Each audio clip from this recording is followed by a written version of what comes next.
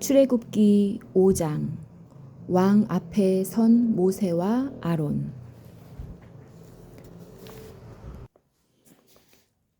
모세와 아론은 백성에게 이야기를 다 하고 나서 파라오에게 가서 말했습니다. 이스라엘의 하나님이신 여호와께서 이렇게 말씀하셨습니다. 내 백성을 내보내서 광야에서 나에게 절기를 지킬 수 있게 하여라. 하지만 파라오가 말했습니다. 여호와가 누구냐? 여호와가 누구길래 내가 그의 말을 듣고 이스라엘 백성을 내보내야 하느냐? 나는 여호와를 알지 못한다. 나는 이스라엘 백성을 보낼 수 없다. 그러자 모세와 아론이 말했습니다. 히브리 사람들의 하나님께서 우리에게 나타나셨습니다. 그러니 우리를 3일 길쯤 광야로 나가게 해 주십시오. 그곳에서 우리 하나님이신 여호와께 제사를 드리겠습니다. 그렇게 하지 않으면 여호와께서 우리를 병으로 죽게 하시거나 칼로 치실 것입니다.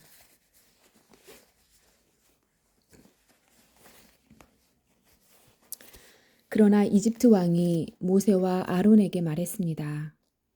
모세와 아론아, 너희는 왜 백성을 데려가서 일을 못하게 하려고 하느냐?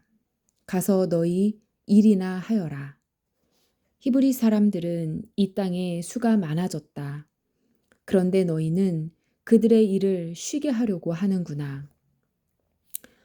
바로 그날 파라오는 노예 감독과 작업반장들에게 명령을 내렸습니다. 이제부터는 저 백성이 벽돌 만드는 데 쓸 집을 그전처럼 주지 말고 백성들 스스로 집을 모으게 하여라. 그러나 그전과 똑같은 개수로 벽돌을 만들어야 한다. 벽돌의 수를 줄여주지 마라. 그렇게 해주면 게을러진다. 그들이 우리 하나님께 제물을 바칠 수 있게 해 주십시오라고 말하는 것도 다 게을러졌기 때문이다. 이 백성에게 더 힘든 일을 시켜라. 일하느라고 바빠서 모세의 거짓말을 귀담아 들을 틈이 없게 만들어라. 그리하여 노예 감독과 작업반장들은 이스라엘 백성에게 가서 말했습니다. 파라오께 이렇게 말씀하셨다. 파라오께서 이렇게 말씀하셨다. 이제부터는 너희에게 짚을 주지 않을 테니 가서 너희들 스스로 짚을 찾아라. 하지만 너희가 할 일의 양은 줄여주지 않겠다. 그리하여 백성들은 이집트 땅 사방으로 흩어져서 짚으로 쓸 마른 줄기를 찾아다녔습니다.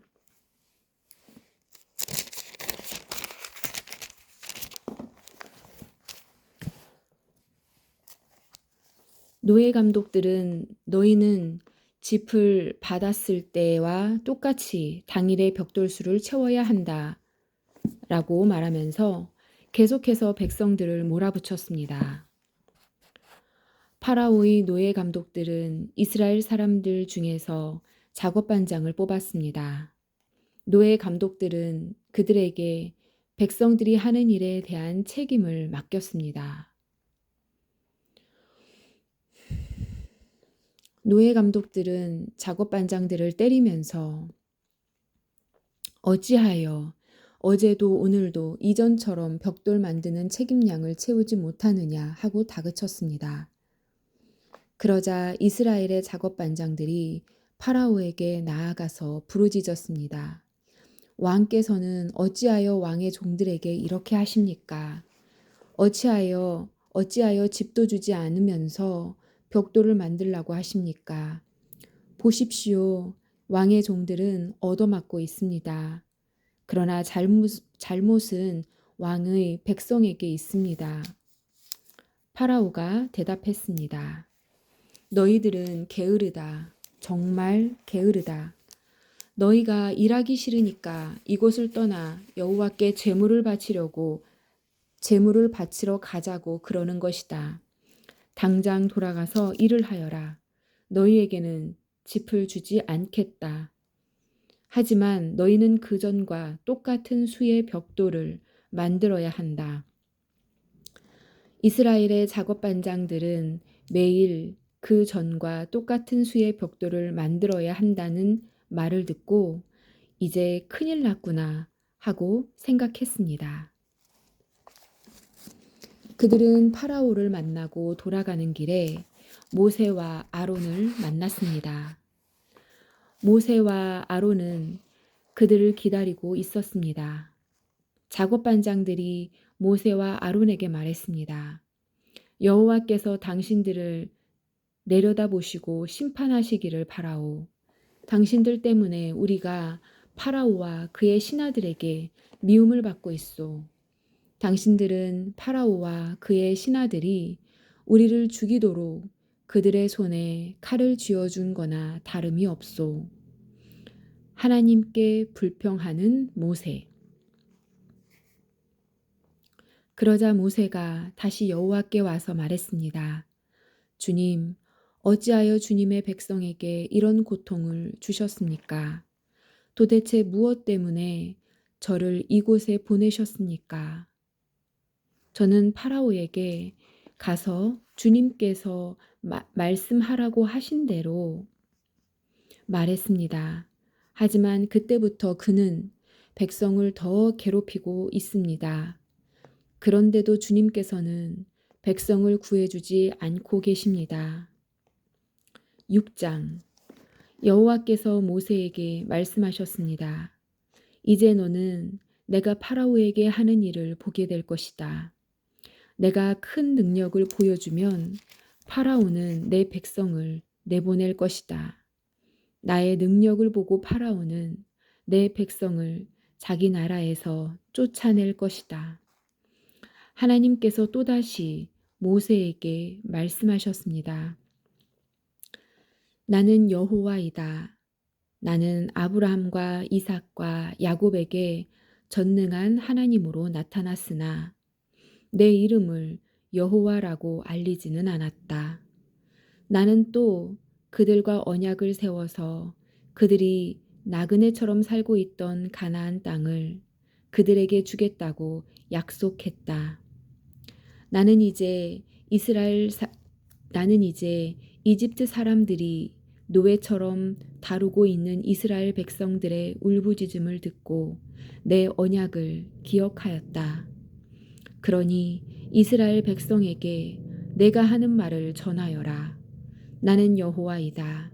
나는 이집트 사람들이 너희에게 강제로 시키는 힘겨운 일에서 너희를 구해줄 것이다. 큰 능력으로 너희를 이집트 사람들의 노예 생활에서 풀어주어 자유로운 몸이 되게 할 것이다. 그리고 이집트 사람들에게는 무서운 벌을 내릴 것이다. 나는 너희를 내 백성으로 삼고 너희 하나님이 될 것이며 너희는 내가 너희 여호와 하나님이라는 것을 알게 될 것이다. 나는 이집트 사람들이 너희에게 강제로 시키는 힘든 일에서 너희를 구해낼 너희의 하나님이다. 내가 아브라함과 이삭과 야곱에게 손을 들어 약속했던 땅으로 너희를 인도하리니 나는 그 땅을 너희에게 줄 것이다. 나는 여호와이다. 그리하여 모세는 이 말씀을 이스라엘 백성에게 전했습니다. 그러나 그들은 용기를 잃어버린 데다가 너무나 고된 노예 생활을 했기 때문에 모세의 말을 들으려 하지 않았습니다. 여호와께서 모세에게 말씀하셨습니다. 가서 이집트 왕 파라오에게 이스라엘 백성을 이 땅에서 내보내야 한다고 말하여라. 그러나 모세가 대답했습니다. 이스라엘 백성도 제 말을 들으려 하지 않는데 하물며 파라오가 제 말을 들을 까닭이 있겠습니까?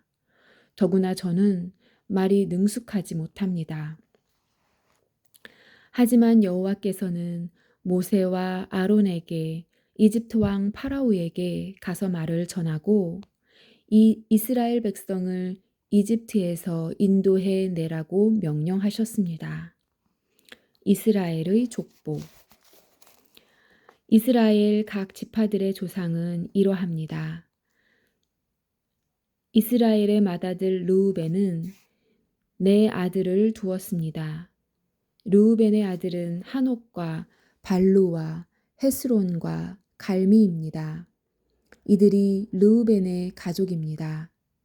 시므온의 아들은 여무엘과 야민과 오핫과 야긴과 소할과 사울입니다.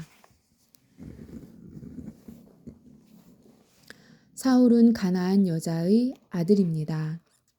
이들이 시므온의 가족입니다. 레위는 137살까지 살았습니다. 레위의 아들 이름은 순서대로 게르손과 고핫과 무라리입니다. 게르손은 두 아들을 두었는데 그 이름은 림나와 시므이입니다. 이들에게는 다 자기 가족이 있었습니다. 고핫은 133살까지 살았습니다. 고핫의 아들은 아므람과 이스할과 헤브론과 우시엘입니다. 무라리의 아들은 마홀리와 무시입니다. 족보에 따르면 이들은 레위의 가족입니다. 아므람은 자기 아버지의 누이인 요게벳과 결혼했습니다. 요게벳은 아론과 모세를 낳았습니다. 아므람은 137살까지 살았습니다. 이스할의 아들은 고라와 레벡과 시그리입니다. 우시엘의 아들은 미사엘과 엘사반과 시드리입니다. 아론은 엘리세바와 결혼했습니다. 엘리세바는 암미나답의 딸이며 나손의 누이입니다. 엘리세바는 나답과 아비후와 엘르아살과 이다마를 낳았습니다. 고라의 아들은 아실과 엘가나와 아비아삽입니다. 이들은 고라의 가족입니다. 아론의 아들 엘르아살은 부디엘의 딸과 결혼했습니다. 부디엘의 딸은 비느하스를 낳았습니다. 이들은 레위 집안의 조상들입니다. 바로 이 아론과 모세에게 여호와께서 이스라엘 백성을 이집트 땅에서 각 무리대로 인도해 내어라 하고 말씀하셨습니다. 또한 이집트 왕 파라오에게 가서 이스라엘 백성을 이집트에서 내보내라고 말한 사람이 모세와 아론입니다. 다시 모세를 부르시는 하나님. 여호와께서 이집트 땅에서 모세에게 말씀하셨습니다. 나는 여호와이다. 이집트 왕 파라오에게 내가 하는 말을 다 전하여라. 모세가 여호와께 대답했습니다. 저는 말을 잘 할 줄 모릅니다. 그런데 어찌 파라오가 제 말을 들으려 하겠습니까? 7장. 여호와께서 모세에게 말씀하셨습니다. 나는 너를 파라오 앞에서 마치 하나님과 같게 할 것이다. 그리고 내 형 아론은 너를 위해 대언자가 될 것이다. 내 형 아론에게 내가 너에게 명령한 모든 것을 말해 주어라. 내 형 아론은 파라오에게 이스라엘 백성을 그 땅에서 내보내라고 말할 것이다. 그러나 나는 파라오의 고집을 그대로 두고 이집트 땅에 많은 기적을 일으킬 것이다. 그럼에도 파라오는 내 말을 듣지 않을 것이다.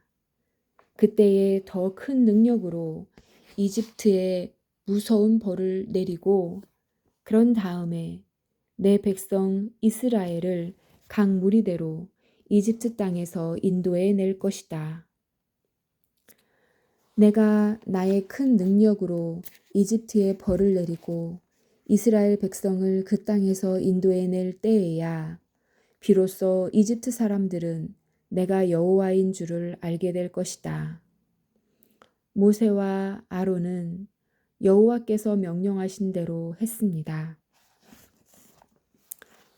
모세와 아론이 파라오에게 말을 했을 때 모세의 나이는 80살이었고 아론의 나이는 83살이었습니다.